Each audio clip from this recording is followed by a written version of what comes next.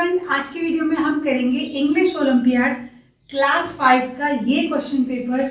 So let's get started. Question number 21 में हमको underline word के लिए बताना है कि क्या एडजेक्टिव है। सेंटेंस दिया है, grab your coat, we are going out to have some fun. और सम कौन सा एडजेक्टिव है? देखो, डिमॉन्स्ट्रेटिव क्या होता है? दिस, दैट, दीज, दोज, जो यहाँ पे हम किसी स्पेसिफिक थिंग्स के बारे में बात करते हैं। डिस्ट्रीब्यूटिव होता है इंडिविजुअल आइटम्स, जैसे किसी ग्रुप में होते हैं, जैसे ईच, एवरी, ईदर, नीदर। और इनडेफिनेट एडजेक्टिव होता है जहाँ पे हमें स्पेसिफिक एग्जैक्ट नंबर नहीं पता, जैसे कि सम, फ्यू, मैनी, सेवरल, और यहाँ पर है सम। तो ये हुआ indefinite adjective. Option C is the answer. Question number 22, my younger sister got an opportunity to study at Oxford University. और हमें बताना है एट कौन सा प्रपोजिशन है। Option A, preposition of time. ये टाइम रिलेटेड रेफरेंसेस के लिए यूज़ होता है, जैसे कि at 5 PM, on Monday, in December. तो ये तो नहीं है। अब बी दिया हुआ है preposition of place. Preposition of place मतलब कोई स्पेसिफिक लोकेशन जो हमको पता है, जैसे कि at Oxford University, specific location पता है। तो right answer is preposition of place, option B. और क्वेश्चन नंबर 23 में हमें मिस्टेक बतानी है, एरर बताना है।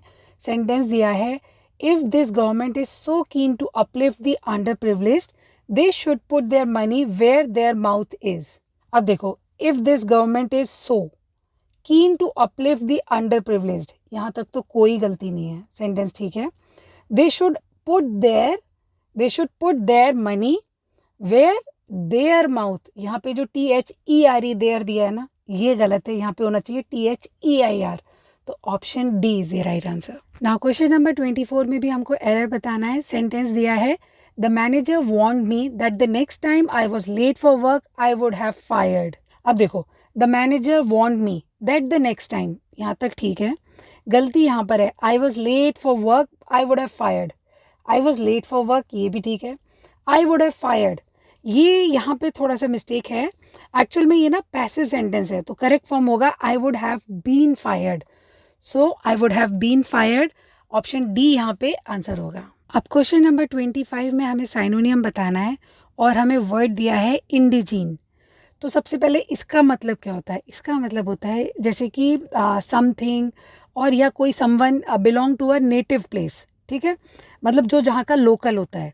अब देखो, एलियन, इंट्रोड्यूस और एग्जॉटिक, ये तीनों कहीं ना कहीं फॉरेन या नॉन नेटिव से रिलेटेड है।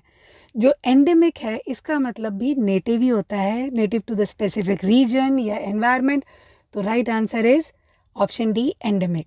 क्वेश्चन नंबर 26 में भी हमें साइनोनियम बताना है और हमें वर्ड दिया हुआ है लुगुब्रियस।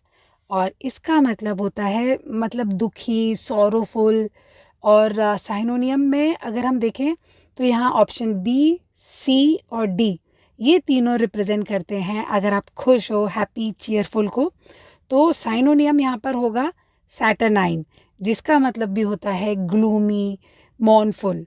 So option A is the right answer. Question number 27 में हमें एंटोनियम बताना है। वर्ड दिया हुआ है एफिशिनेडो, और इसका मतलब होता है अगर कोई किसी का बिल्कुल फैन होता है या डिवोटी होता है, और हमें इसका एंटोनियम बताना है तो उल्टा बताना है।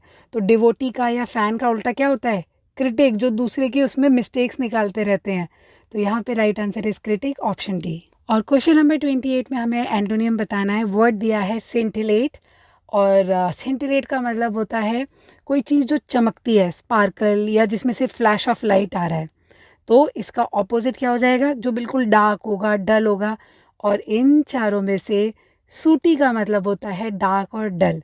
तो right answer is option D. Question number 29, how do you spell the word that means dwarf variety of trees and shrubs placed in pots? तो इनको हम बोलते हैं bonsai, and the correct spelling is BONSAI.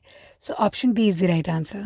और question number 30 में हमसे बोला है करेक्ट स्पेलिंग, जिसमें कि अ way of talking indirectly. Circumlocution होता है ये वर्ड, जिसका मतलब होता है घुमा फिरा के बात करना, और इसकी करेक्ट स्पेलिंग है option B. So option B is the right answer. अब क्वेश्चन नंबर 31 ऑनवर्ड्स हम करेंगे अपने अगले वीडियो में, जिसका लिंक मैं आपके साथ शेयर करूंगी डिस्क्रिप्शन बॉक्स में। और अगर ये वीडियो पसंद आया तो सब्सक्राइब। Bye bye.